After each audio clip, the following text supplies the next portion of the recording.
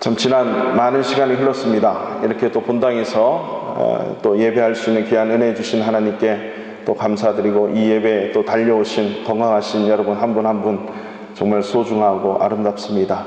우리 예배가 삶의 어떤 순간에 있든지 하나님이 받으시는 그런 감사와 영광의 예배가 되어질 수 있기를 축원합니다.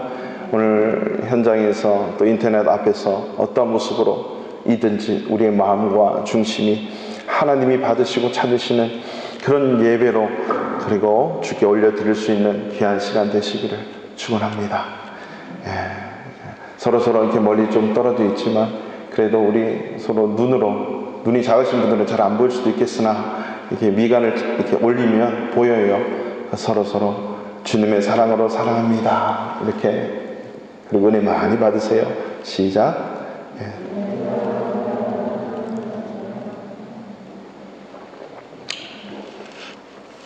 하트가 있는 것은 표시를 하기 위함이에요. 하나님의 사랑, 우리의 사랑, 서로 사랑하자고. 그래서 그 자리에 우리가 이렇게 앉아서 예배할 수 있었으면 좋겠습니다. 내심 걱정을 했습니다. 더 많은 인원이 달려오면 어떡하나. 그리고 믿음으로 고백했습니다.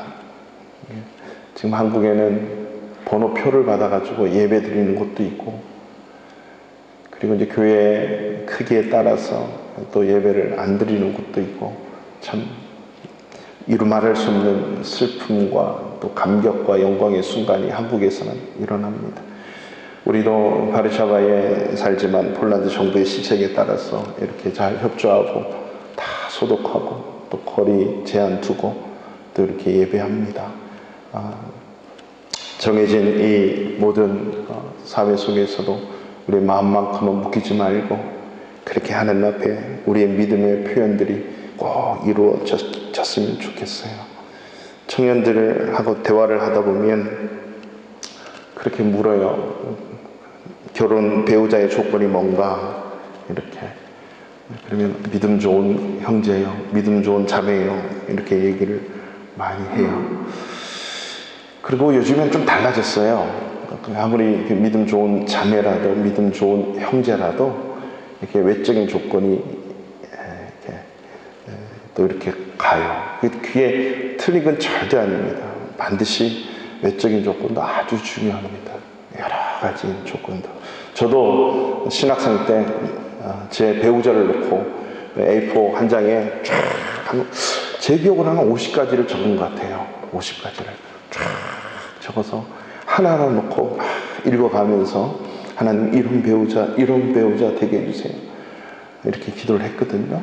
이게 이제 믿음 좋다, 이제 그걸 전제로 해서. 그리고 어떤 며느리 얻기를 원하세요? 어떤 사위를 보기를 원하세요? 그러면 믿음 좋은 사위, 믿음 좋은 며느리, 다 이렇게 얘기를 하죠. 여러분, 믿음 좋다라고 하는 것은 어떤 사람을 믿음 좋다 이렇게 표현합니까? 믿음 좋다라고 하는 그 기준이 과연 어디에 있습니까? 우리는 보여지는 것만 보기 때문에 뭔가 예배 잘 드리고 참석 잘하고 교회의 일 충성하고, 물론 믿음 좋다는 것의 표현이 그렇게 나오기도 합니다. 오늘 믿음 좋다라고 하는 표현을 본문에서 한번 찾아보자고요. 우리가 읽었던 이 본문에 아주 단순하고 간단하게 나오는데, 오늘 본문에서 믿음 좋다라고 하는 그 표현, 그것을 예수님이 정의를 해 주셨어요. 오늘 제목도 믿음이 떨어지지 않기를. 그러니까 믿음이 좋은 그 기준, 주님이 오늘 본문에서 하시는 그 말씀은 두 가지인 것 같아요. 기도하는 사람, 기도하는 형제, 그리고 기도하는 그 사람들이 내가 아닌 다른 사람들을 굳게 하는 사람, 이 사람이 믿음이 좋은 사람이라고 하는 거죠.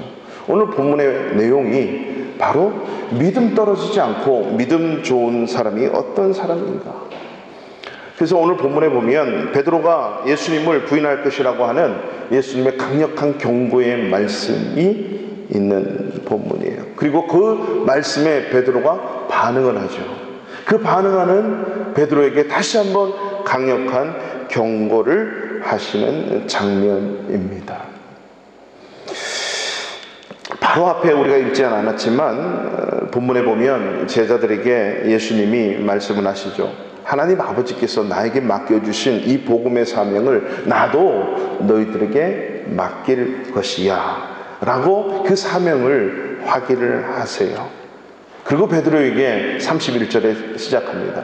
시몬아 시몬아 이렇게 부르면서 예수님은요 베드로를 딱 부를 때에 내가 너를 게바, 피터, 베드로라 하겠다 이렇게 해놓고는 예수님이 한 번도 세상에 육신의 몸을 입고 계실 때 베드로에게 한 번도 베드로야 라고 이름을 부른 적이 없습니다. 끝까지 요한의 아들 시몬아 하든지 아니면 시몬아 시몬아. 이것은 다음 기회에 또 말씀을 드립니다. 성경에 아무리 찾아보세요 베드로라고 하는 설명은 되어 있지만 예수님이 부를 때에 베드로야 부른 적이 없어요. 자, 오늘도 주님이 시몬아 시몬아 불러요. 보라 사탄이 너희를 밀가부르듯 하려고 요구하였다. 예수님은 아시는 거죠.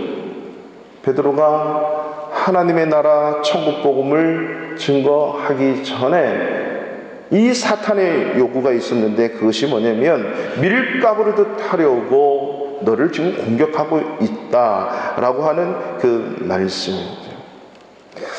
자, 여러분 그 밀가부르듯 한다 이 표현이 이제 시골에서 자라보신 분들은 잘 아실 거예요. 이게 채가 있어요.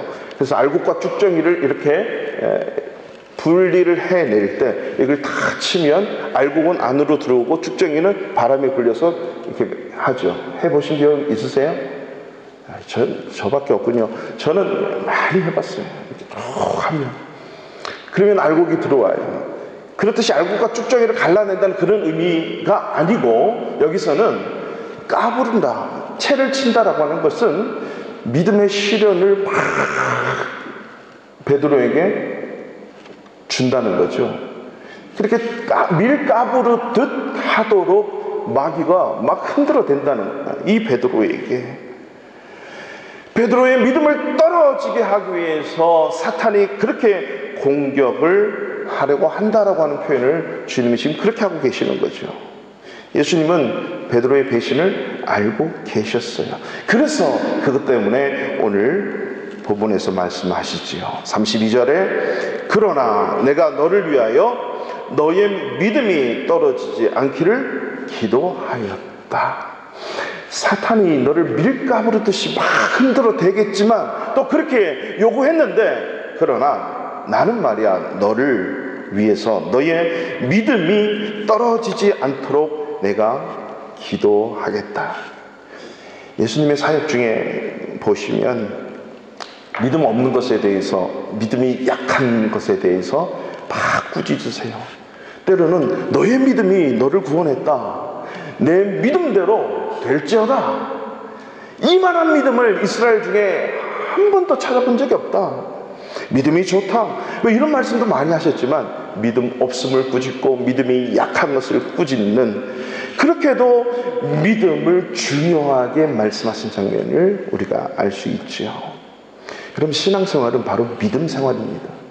믿음 생활은 신앙생활이에요. 예수 믿는 저와 여러분을 우리는 기독교인, 크리스찬이라고 하죠.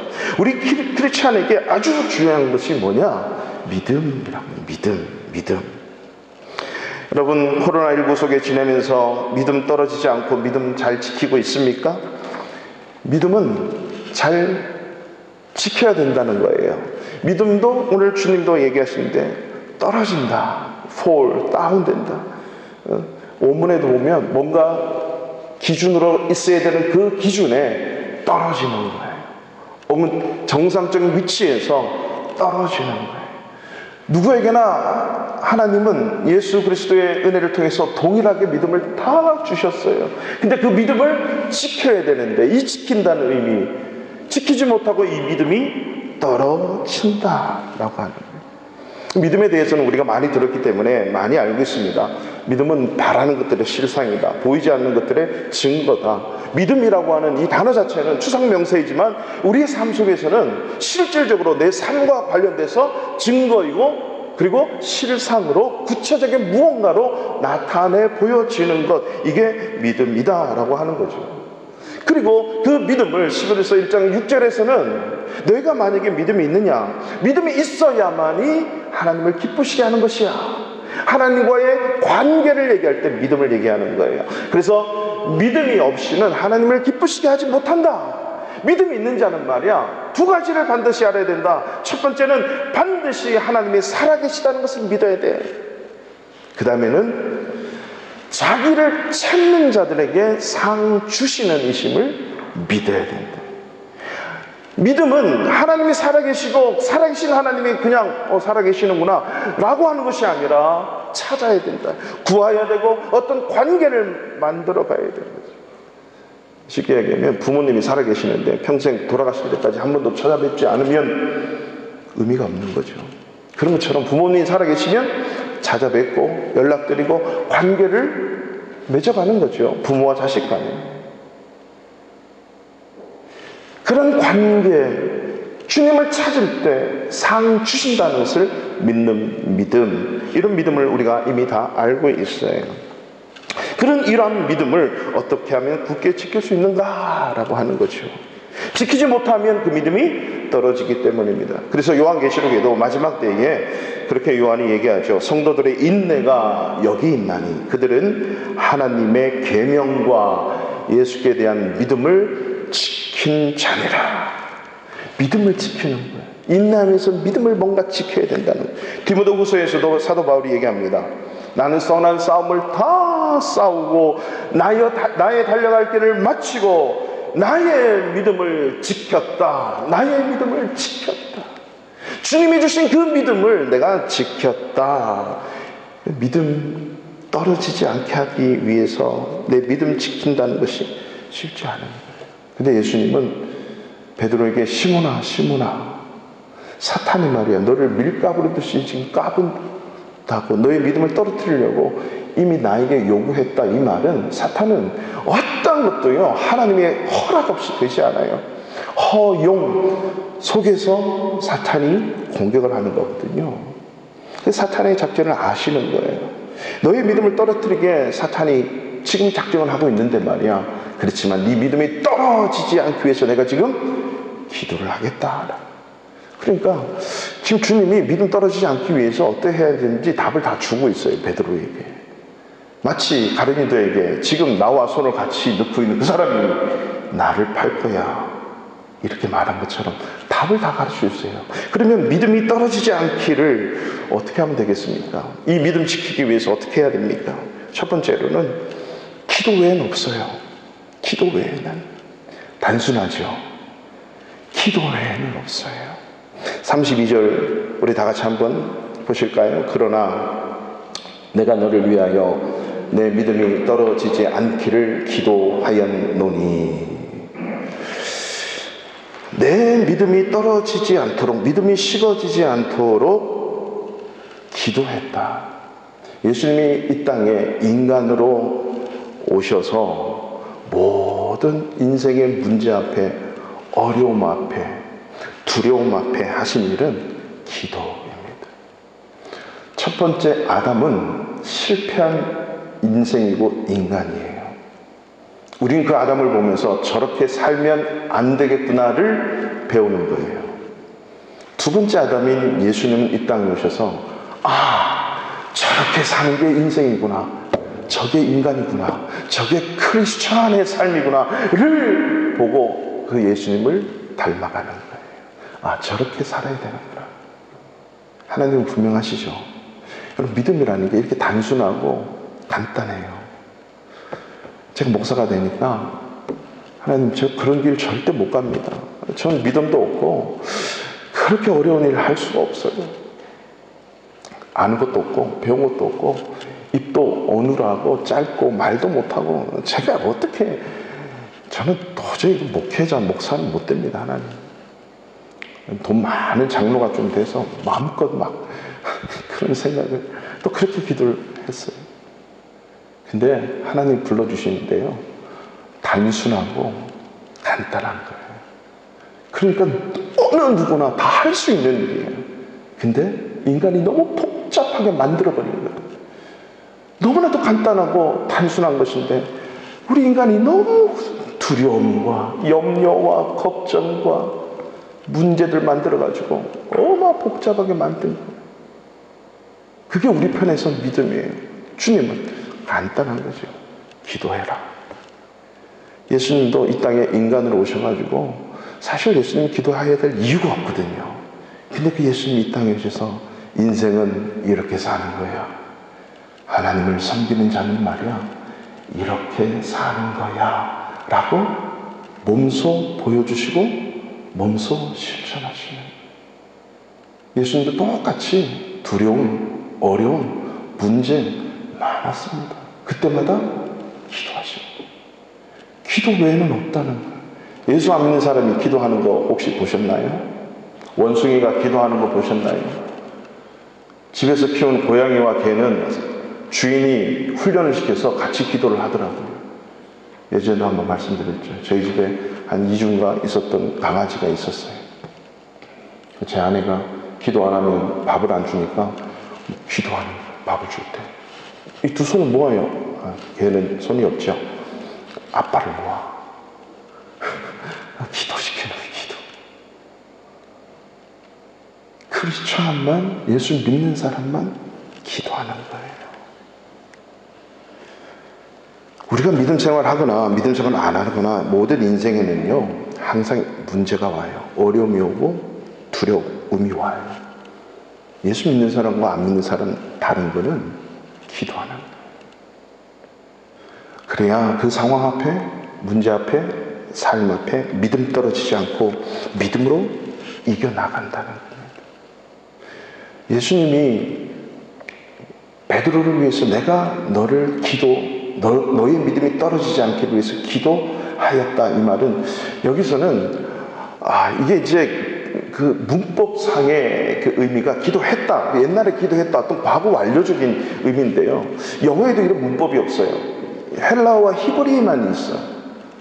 베드로를 아는 그 순간부터, 그게 언제입니까? 창세전부터, 예수님이 이 땅에 오신 그 순간부터, 예수님의 사역이 시작하는 그 순간부터, 인간적인 한계를 입고 오신 육신의 몸, 한계부터 앞으로 계속해서 나는 지금 너를 위해서, 너의 믿음이 떨어지지 않기 위해서 기도하고 있다라는 거예요. 과거에 기도한 것도 아니고 지금 기도하는 것도 아니고 앞으로도 계속 기도하겠다는 그 용법이에요. 이 헬라어 문법이 계속 이루어지고 있는 용법이죠. 계속 너의 믿음이 떨어지지 않기를 나는 지금도 계속 기도한다라고 하는 거죠. 그래서 이 땅에 목사들 플러스 교회의 리더들 그리고 모든 크리스찬들은요, 우리의 믿음이 떨어지지 않도록 기도해요. 특히 목사님들은 성도를 위해서 그거밖에 없어요. 저도 목사님들한테 전화 오고 전화 가고 뭐 이렇게 하는데 공통된 점은 하나밖에 없어요. 우리 성도님들 믿음 떨어지지 않도록 하는 거, 그걸 위해서 기도하는 거예요.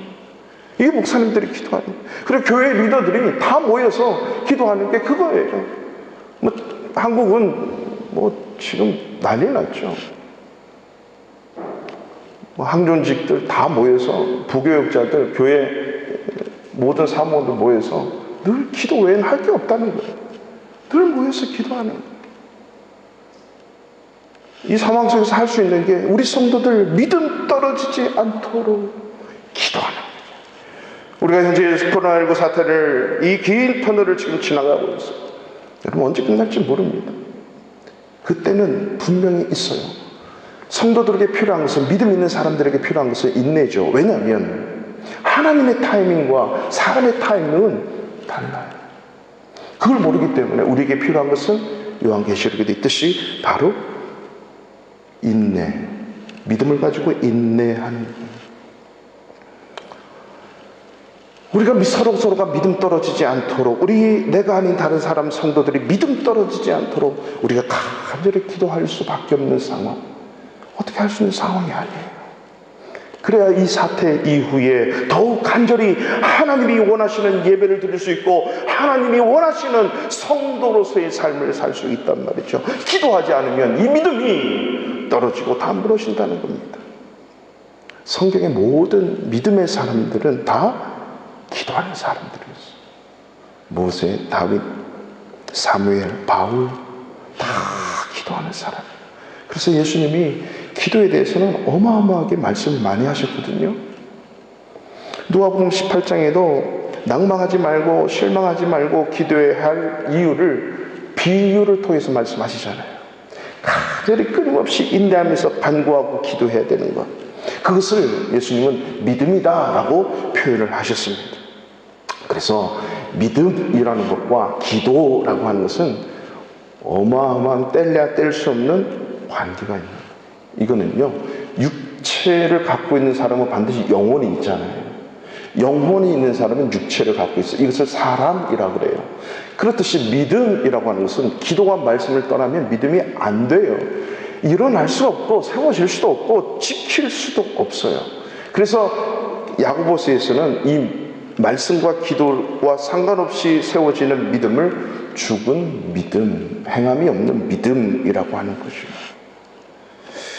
베드로의 일상이 뭐였을까요? 원래 베드로는 예수님을 만나기 전에는 고기 잡는 어부가 자기의 일상 삶이었어요. 예수님을 만나고는 저렇게 사는 것이구나. 저 예수님이 저렇게 사셨구나. 나도 그렇게 살아야지. 일상이 바뀌는 거예요. 예수를 만난 자들의 일상은 안 믿는 자들과의 일상과 달라요. 원래 어부의 삶이 일상이었다고 생각하겠으나 예수님을 만난 베드로는요, 어떻게 해야 됩니까? 사람을 낚는 어부예요. 사람을 낚는 어부의 일상과 일반 어부의 일상은 다르다는 거죠. 김성수가 목사 이전에 일상의 삶과 목사가 되어서 일상의 삶은 다르듯이 저와 여러분들의 예수를 믿기 전의 일상과 예수를 믿은 후의 일상은 달라요. 그래서 오늘부터 일상이 무너졌다는 표현을 쓰지 말고 이 코로나19 이 사태가 우리의 일상이에요. 또 다른 일상이 우리 가운데 찾아왔어요. 이 일상을 어떠한 모습으로 이 일상을 보내야 될 것입니다. 이 일상을 어떻게 보내야겠나? 또 다른 일상이 우리에게 하나 첨가된 것 뿐입니다. 이게 믿음의 눈으로 보는 거예요. 일상이 회복되게 해주세요. 아니요. 이 일상이 지금 진행되고 있는 겁니다. 이게 일상입니다. 이게 우리의 삶이에요. 이러한 삶 앞에 이제는 우리가 어떤 모습으로 반응하는가? 믿음 있는 사람, 예수 믿는 사람이 어떻게 달려가야 되는가? 믿음 떨어지지 않도록 기도해야 되는 거예요.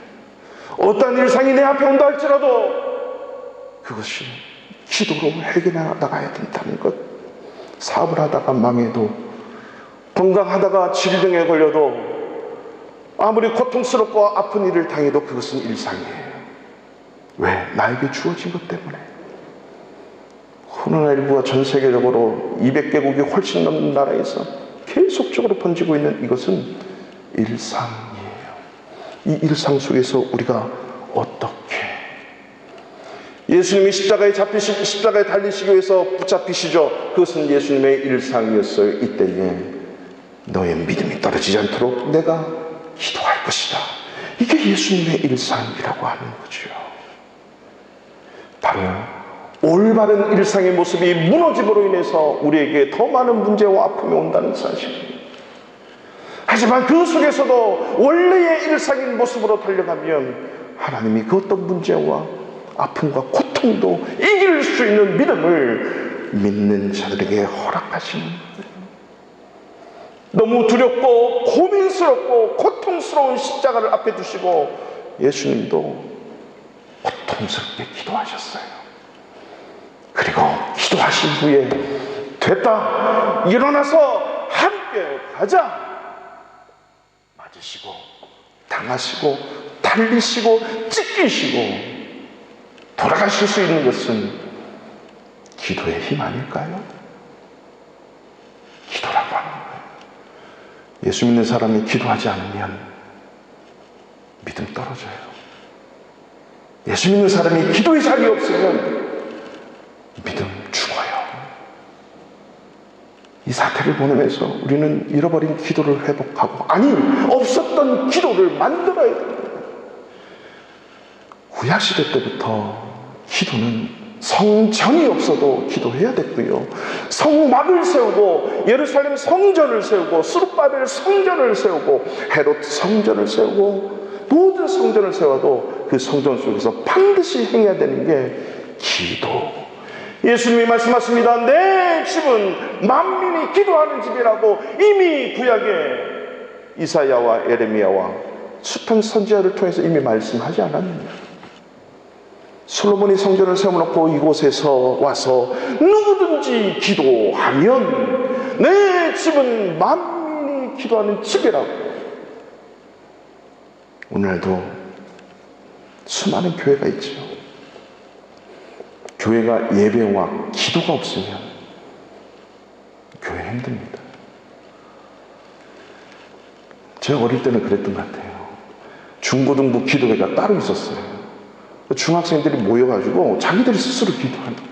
고등학생들이 모여서 기도회 따로 하는 거예요.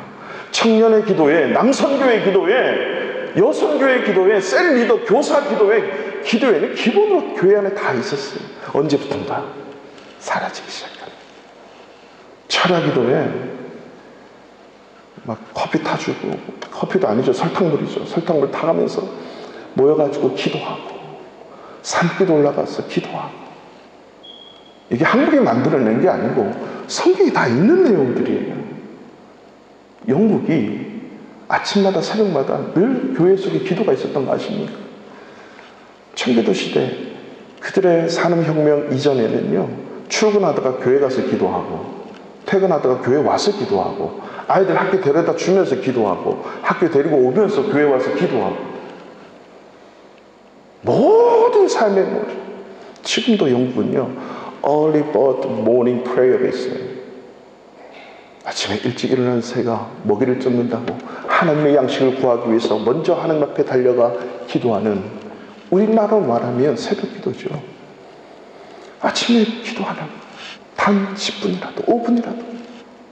이게 바로 믿음, 크리스찬들의 일상의 삶입니다. 베드로도 나중에 깨달아요. 예수님이 사탄을 낳으시고 그 사탄으로 말미암아 베드로는 결국 무너지죠. 그리고 또 예수님 말씀하신 것처럼 베드로는 회복이 돼요. 그리고 베드로는 깨닫죠. 아, 우리 선생님, 우리 주님이 나를 위해서 기도하셨구나. 지금도 기도하시는구나. 그걸 알고 자기의 성경 베드로전서 5장 8절에 보면 똑같은 말을 합니다. 근신하라, 깨어있으라. 너희 마귀, 대적 마귀가 우는 사자같이 두루 다니며 삼킬 자를 찾는구나. 너희 믿음이 떨어뜨리게 하기 위해서 사탄이 밀을 까부르듯이 너를 까부르고 있는데 내가 너를 위해서 기도한다. 이 말씀이 생각났죠. 함께 겟세마네 동산에 가서 함께 엎드려 기도하는데 주님이 야, 깨어라. 좀 근신해서 깨어있어서 기도 좀 하자. 나를 위해서 좀 기도할 수 없니? 3번씩이나 와서 깨어있어 기도하자. 깨어서 기도하자. 여전히 잤지요. 나중에 깨달아요. 정말 부활하신 예수님 만나고 그 성령님 경험하고 진정한 크리스찬이 됐을 때 깨닫는 거예요. 그래서 베드로가 얘기할 수 있는 거예요. 근신하라, 깨어라. 대적 마귀가 우는 사자같이 두루 다니면서 삼킬 자를 찾고 있구나. 여러분, 기도 응답임에는 틀림이 없다는 거죠. 예수님이, 나의 주님이 이렇게 기도했구나. 그래서 내가 이 사명을 감당할 수 있구나 라고 하는, 하나님을 만나는 강력한 길은 한 가지입니다. 말씀 붙들고 기도하는 거죠. 기도하면 어떠한 문제도, 어떠한 두려움도, 어떠한 어려움도 이길 수 있음을 여러분 믿으십시오. 그래서 기도의 일상화를 만들어 보십시오. 일상이 무너졌다고 얘기할 것이 아니라 기도의 일상을 우리에게 주시기 위해서, 이 기도의 회복을 위해서 오늘 이 긴 터널을 지나가게 하시는구나를 깨달을 수 있기를 축원합니다. 두 번째로 믿음이 떨어지지 않기 위해서 오늘 보시면 돌이킨 후에 내 형제를 굳게 하라. 말씀 그대로죠. 우리 32절 다시 한번 볼까요? 시작. 그러나 내가 너를 위하여 내 믿음이 떨어지지 않기를 기도하였노니. 아멘. 기도하라 그랬고 기도하였다. 너는 돌이킨 후에 내 형제를 굳게 하라. 이 말씀은 뭡니까? 기도한 후에 너는 또 돌이킨 후에 내 형제를 굳게 하라. 이 말씀을 듣고도 베드로는 호언장담하죠. 마태, 마가, 요한, 누가복음, 사복음서에 이 장면이 다 나옵니다. 물론 조금씩 다르지만 그 의미는 그거예요. 다른 사람 다 도망가도 저는 도망가지 않습니다. 주님과, 오늘도 베드로가 지금 얘기했죠. 주님과 함께 감옥에 가도, 죽는데 갈지라도, 즉 내가 주님과 함께 죽을지언정 주님을 부인하지 않겠습니다. 도망도 안 가겠습니다 라고 호언장담하지만 잠시 후에 닭이 3번 울기 전에 베드로가 부인하게 되는 장면을 우리는 이미 알고 있습니다. 무너지지요. 자, 이 장면, 오늘 이 말씀이 이루어졌다는 것을 우리는 요한복음 21장으로 넘어가야만이 이 말씀, 주님이 하신 말씀이, 이 설명하신 것이 이해가 돼요. 베드로가 믿음 떨어지지 않기를 계속 기도하셨구나 라고 하는 거, 그리고 기도 앞으로도 하시는구나, 하실 것이구나, 베드로의 인생이 끝나는 그 순간까지도 예수님은 단 한시도 베드로를 위해서 기도 놓은 일이 없구나를 21장, 요한복음 21장에서 우리가 찾을 수 있는데, 시간상 우리가 찾지 말고 다 아는 내용이에요. 부활하신 예수님, 이 소식을 들었음에도 불구하고 베드로를 비롯한 이 어부들은 갈릴리 바다 자기의 일상, 옛날의 일상으로 돌아가요. 분명히 예수님을 만나고 예수님의 제자로 부르심을 받아서 그들의 일상이 사람 낚는 어부로의 일상이 되었음에도 불구하고 옛날의 일상, 예수를 모르고 예수를 따르기 전의 일상으로 돌아간 거예요. 어떻게? 사람 낚는 어부가 아니라 고기 낚는 어부로 돌아갔는데 예수님이 3번째 이 베드로 그리고 이 어부들에게 나타나세요. 그리고 오른편에 던져라. 밤새도록 고기 잡았는데 있니? 없어요. 오른편에 던졌어요. 153마리가 어마어마한 그 베드로 고기가 끌려오지요. 그리고 예수님이 얘기합니다. 지금 잡은 고기 좀 가져와라. 이미 예수님은 고기와 빵을 구워서 같이 밥을 먹습니다. 그리고 그 식사 중에 베드로에게 물어요. 요한의 아들 시몬아, 네가 나를 아가페하니? 네가 나를 사랑하니? 3번을 물어요. 그리고 베드로는 옛날 같으면 호언장담이 되는데 베드로가 뭐라고 합니까? 내가 당신을 사랑하는지, 내가 주님을 사랑하는지 주님이 아시잖아요. 이 말은 내가 이제까지 이 순간까지 오늘 이 모습까지 주님은 다 아시잖아요. 내가 주님을 부인하고 도망갔던 것도 아시고 다 아시잖아요. 사랑한다라고 감히 달려들어 얘기할 수 있는 그 상황. 물론 어제 한번 말씀드렸습니다.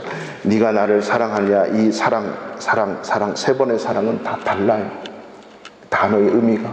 그리고 예수님이 그때마다 말씀하시지 않습니까? 내 양을 먹여라, 내 양을 쳐라, 내 양을 먹여라. 내 양, 누구의 양이에요? 예수님의 양이에요. 이 양도 물론 의미가 다릅니다만 다음 기회에 우리가 공부하기로 하고요. 그 의미가 뭐예요? 내 양을 먹여라. 이게 목양.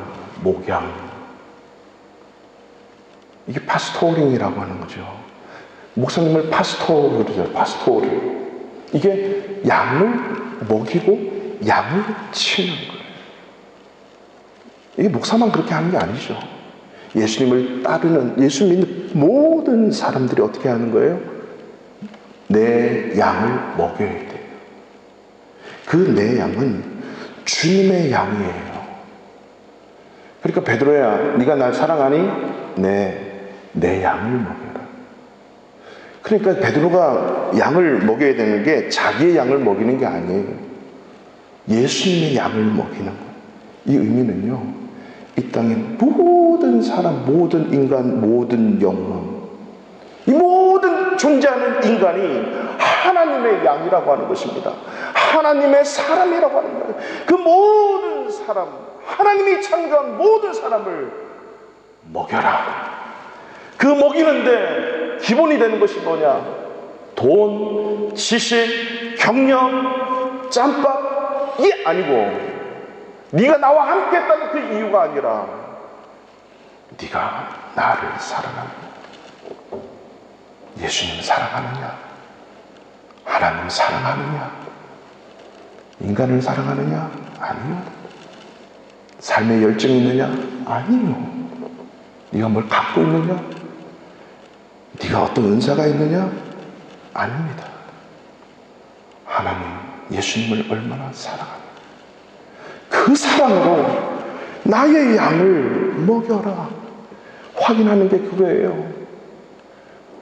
교회 모든 직분자의 첫 번째는 조건은요, 예수님 사랑하는 거예요. 하나님 사랑하는 거예요. 하나님 사랑하지 않고 교회 일 하면요, 다 믿음 떨어져요. 목사 봐서, 교회 봐서, 사람 봐서 주의를 하는 거 아닙니다. 하나님 사랑하기 때문에 피아노도 치고, PPT도 넘기고, 드럼도 치고, 안내도 하고, 봉사도 하고, 하나님을 사랑하기 때문에 우리에게 주어진 어떠한 인간이라도, 어떠한 사람이라도, 어떠한 영혼이라도 먹일 수 있는 것, 이게 뭡니까? 네가 돌이킨 후에, 다시 나를 사랑한 후에 너의 형제를 굳게 하라, 먹여라, 살려라, 목양을 해라, 이 말입니다. 제가 폴란드 와서 놀라는 게 한두 가지가 아니에요. 그래서 제가 폴란드를 다르게 봐요. 뭐냐면, 여러분, 코바디스 도메인이, 코바디스가 1800년대, 1898년입니까? 1896년에 코바디스라고 하는 책을 썼는데요, 생키비치라고 하는 사람이 있었어요. 전 여기 와서 처음 알았어요. 그 사람이 폴란드 사람이에요. 폴란드 사람. 그 유명한 영화, 책으로 만들어낸 코바디스, 폴란드 사람이 있었어요. 저만 몰랐군요. 죄송합니다. 그래서 대단한 폴란드, 영성도 있는 이런 땅이구나. 그래서 제가, 그래, 이 폴란드를 더 이상 폴, P-O-L-A-N-D가 아니라 P-A-U-L, 폴, 바울의 땅으로 만들어내자. 이 폴란드에서 이 생티비치 같은 이런 사람, 바울과 같은 사람이 만들어내도록, 굳게 만들어서 믿음을 세워서 믿음 있는 사람을 만들어내도록 폴란드가 되도록 하자. 이 코바디스가 어떤 내용입니까? 이 베드로 얘기 아닙니까? 베드로가 로마에서 복음을 증거하다가 엄청난 핍박과 고통 속에, 그리고 카타콤, 수많은 이런 핍박들, 피비린내 나는, 잔인하게 죽여내는 그 상황 속에서도 베드로는 믿음의 사람들을 굳게 하려고 돌아다니면서 복음을 전해요. 힘내자, 사랑하자. 예수님이 지금도 당신과 나를 위해서 기도하고 있지 않냐? 믿음 떨어지지 마라. 믿음 포기하지 마라. 그래서 수많은 사람들이 진생에 붙잡혀가고 죽임을 당하고, 예수 믿는다는 하는 것 때문에 얼마나 많은 사람이 죽임을 당했습니까? 이유가 다른 게 없어요. 예수 믿겠냐 안 믿겠냐? 믿겠습니다. 죽음 안 믿겠습니다. 살음, 이거예요. 뭐 교회 어떻고 뭐 어떤 경력, 이게 아니거든요. 그냥 믿음 지키면 죽음이에요. 믿음 안 지키면 끝나는, 아니, 믿음 안 지키면 살 수 있는 거죠. 그렇지만 육체는 살 수 있으나 영혼은 지옥 가는 거죠. 살면 죽어서는 지옥 가는 거죠. 이런 숱한 사역들을 감당하면서 많은 사람들이, 베드로요, 이제 당신 차례입니다. 당신이 잡히면 죽습니다.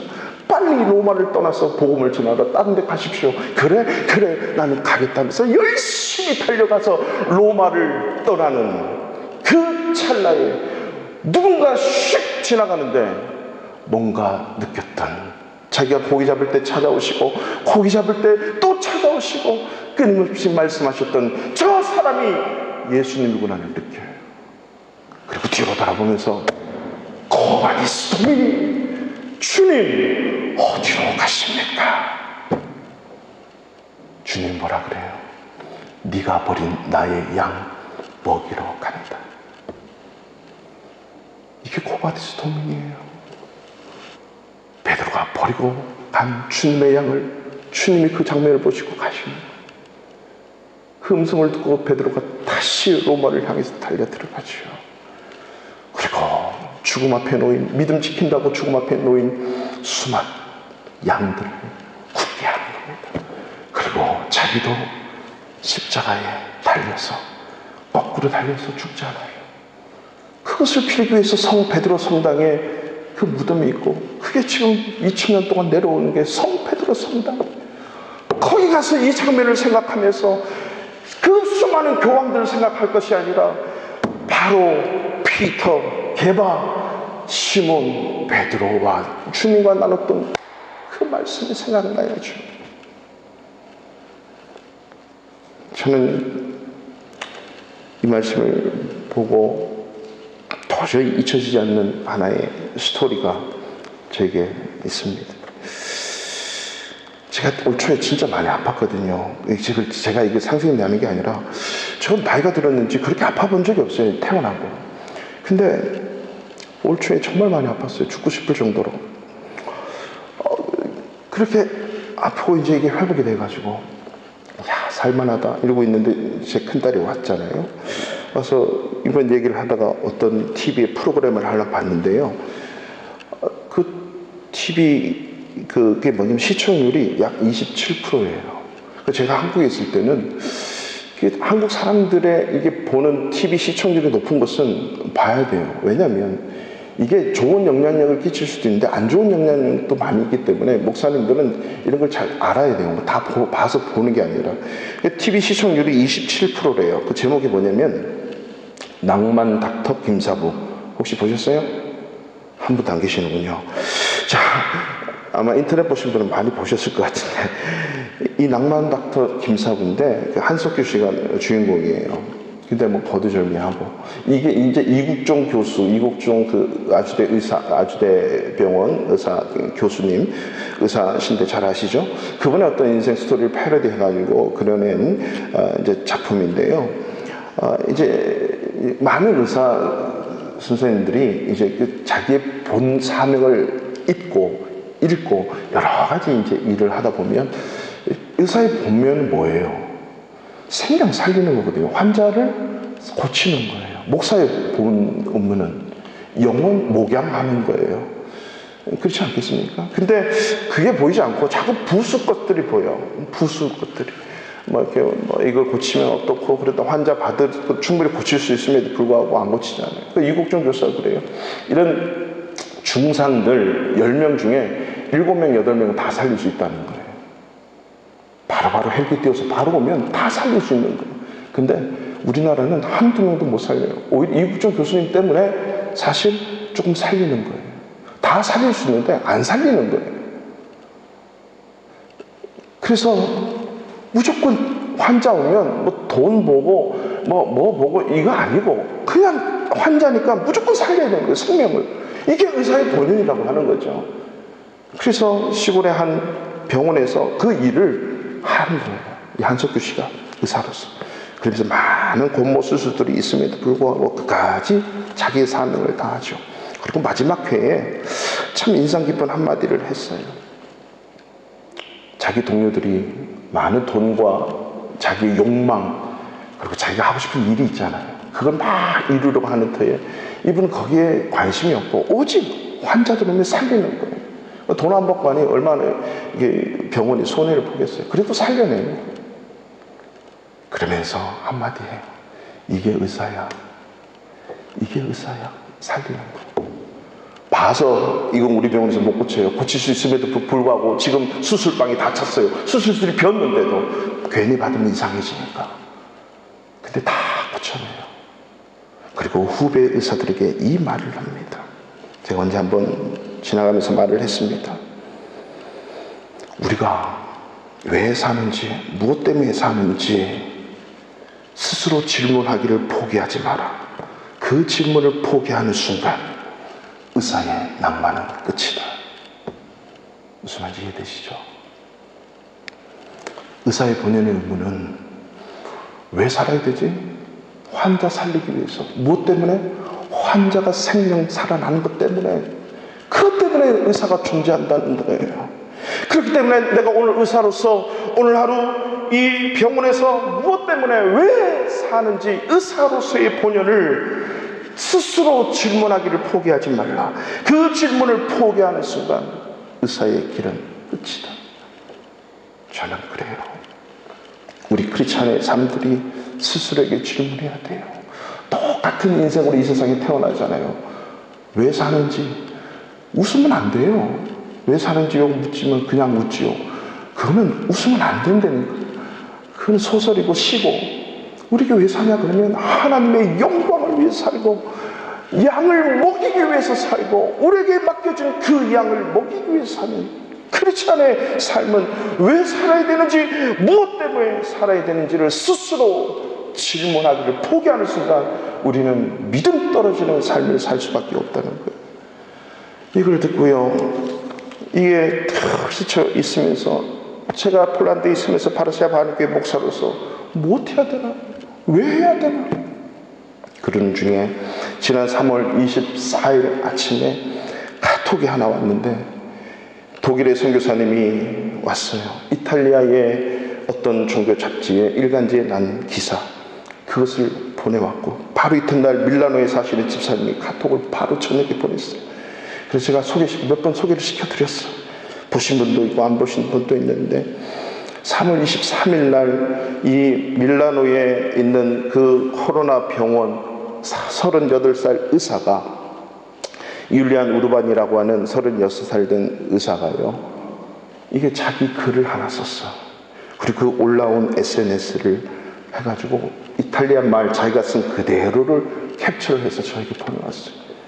저는 그걸 붙들고 안 읽을 수가 없고, 이 보내려다가 보니까 그 이튿날 막 돌고, 그리고 지금은 보니까 유튜브로 아주 이렇게 스토리가 만들어져서 막 떠다니는 걸 제가 얼마 전에 우리 여성교회 회장님께 보내드렸는데 보신 분도 아마 있을 거예요. 이탈리아가 이 코로나19 때문에 수많은 사람이 뭐 죽어가고, 이거 뭐 걷잡을 수 없이, 근데 의사 선생님들도 이거 막 무서워서 도망가는 그런 상황 속에서 이분이 고백하는 거예요. 이 38살 의사가 자기는 지금 내가 의사인지 모르겠다는 거예요. 이 지금 막 밀려오는 환자가 두려워서 어떻게 해야 될지 모르고, 그리고 이 의사인데 자기 동료들은 이미 코로나 감염됐고, 또 자기 의사 중에 또 자기 동료들이 죽어가는 것을 보고 이 의사 선생님이 무서워서 그 환자들 앞에 못 가는 거예요. 방역을 하거든요. 두려워서. 그래서 자기는 하나님도 믿지도 않았고 자기는 무신론자인데 늘 항상 자기 엄마 아빠를 비웃었다는 거예요. 그래서 맨날 교회 다니라 그러고 예수 믿으라 그러고, 그러니까 자기 엄마를 맨날 비웃었다는 거예요. 자기 의사인데 무슨 그런 하나님 믿고 예수를 믿는. 근데 그 죽어가는 환자를 보면서 자기가 할 수 있는 일이 고치고 이게 아니에요. 이 사람은 살 수 있다 죽었다 이것만 판단해서 보내는 거예요. 살 수 있는 환자는 병원에 가서 어떤 수를 써야 되는데 할 수 있는 일이 아무것도 없어요. 그냥 가지고 있는 약만 주는 거예요. 뭐 살릴 수 있는 방법이 없는 거예요. 두고만 있는데 어느 한날 한 분이 들어왔는데 그분이 75세의 목사님이에요. 호흡이 곤란하고 심각한 문제를 갖고 있는데 이분도 보니까 가망이 없어요.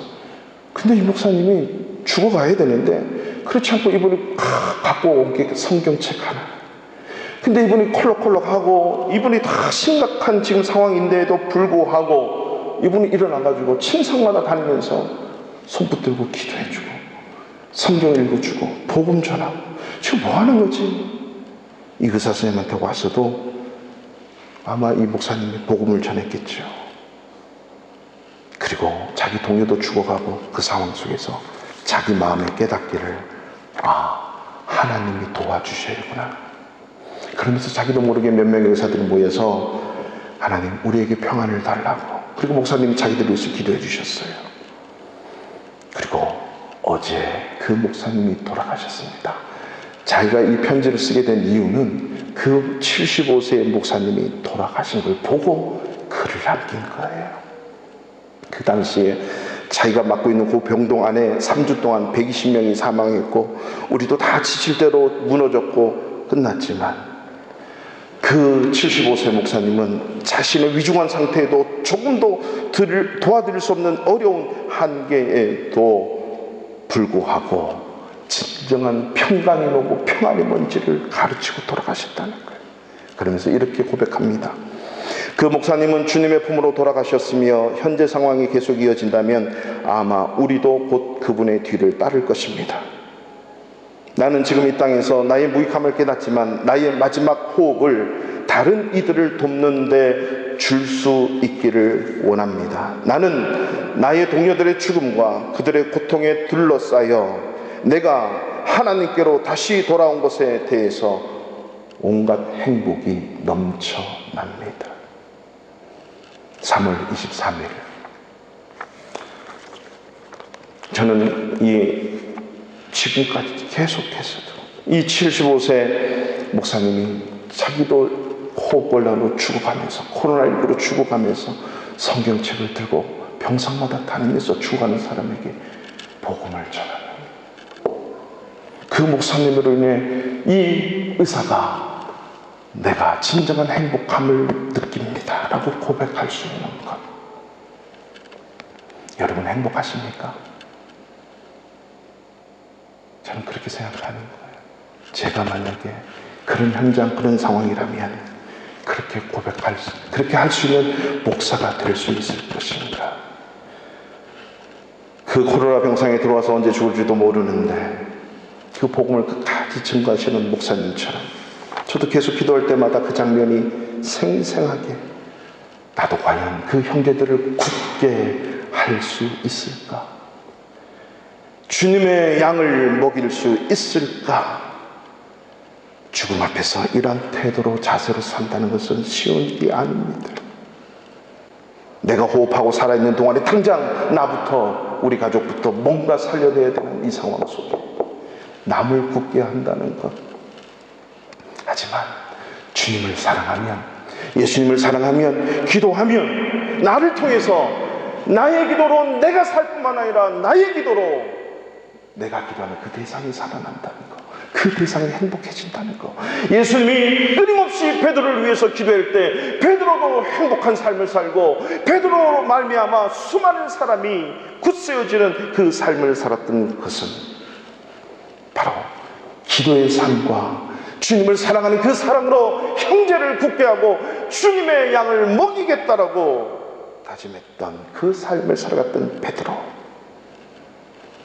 믿음 떨어지지 않도록 기도하는 것은 내가 그렇게 기도하지만 나도 살고 그 사람도 살리는 것입니다. 이 코로나19 안에 살면서 이 믿음만큼은, 우리에게 주신 믿음만큼은 코로나로 인해서 묶이지 말고 오히려 믿음으로 말미암아 이 신종 코로나 바이러스를 묶어 버릴 수 있는 우리 성도님 되시기를 축원합니다. 여러분, 우리 교회 얼마나 좋습니까? 시간마다 우리는 교회 예배당을 갖고 있어요. 금요일날도 말씀드렸지만 너무나 좋은 환경이에요. 기도할 수 있는 시간들이에요. 주중에 어느 때라도 교회 오십시오. 지금 우리 셀 리더, 우리 권사님들께서는요, 얼마나 우리 셀원들을 위해서 기도하시고 우리 성도와 우리 모든 회사들을 위해서 기도하시는 줄 몰라요. 그래서 너무 감사해요. 시간마다 교회 찾아서 정오되면 여기 오셔서 또 기도하시고. 여러분, 우리 교회 얼마나 좋습니까? 지금 한익교회 목사님들이 기도할 수 있는 공간이 없어요. 그렇게. 그래서 목사님, 저희들이 기도하겠습니다. 우리가 기도하면 그들의 믿음도 떨어지지 않을 것이고, 우리가 기도하면 그들이 하나님의 사람으로 하나님의 양을 먹일 수 있는, 하나님의 사랑을 가지고 양을 먹일 수 있는 자로 되지 않을까요? 우리 권사님들, 우리 셀 리더들 다 교회 키가 있어. 그러니까 어느 때든지 오셔서 이 기도가 일상화되도록, 기도를 통해서 우리의 믿음이 떨어지지 않도록 우리의 삶을 달려가시기를 바랍니다. 예수님은 지금도 하늘나라 우편에서 우리를 위해서 친히 기도하신다 그랬어요. 뿐만 아니라 성령님은 우리 안에 계셔서 우리가 어떻게 기도해야 될지 모른다 그랬는데 탄식하면서 지금 우리를 위해 기도하고 계시지. 왜요? 믿음 떨어지지 않도록. 여러분, 고난 때문에 기도해야 돼. 믿음 떨어지지 않습니다. 고난 때문에 성장하는 경우도 있지만 고난 때문에 믿음 떨어지는 경우도 있기 때문에 우리 주님 더욱더 사랑하는 마음 가지고 기도함으로 형제를 돌아보고 내가 아닌 어려운 자들을 위해서 기도할 수 있는 그런 은혜가 있어서 오늘 주님이 말씀하신 것처럼 너의 믿음이 떨어지지 않기를 내가 기도하고 너희들이 돌이킨 후에 너의 형제를 굳게 하겠다는 이 말씀이 다음 여름 시국을 지나가는 저와 여러분들의 생명의 말씀이 되어 다시 한번 우리 모두가 믿음에 굳건하게 서서 주님의 양들을 주께로 이끄는 세우는 이 귀한 사역에 감당할 수 있는 우리 교회 성도님 되시기를 축원합니다.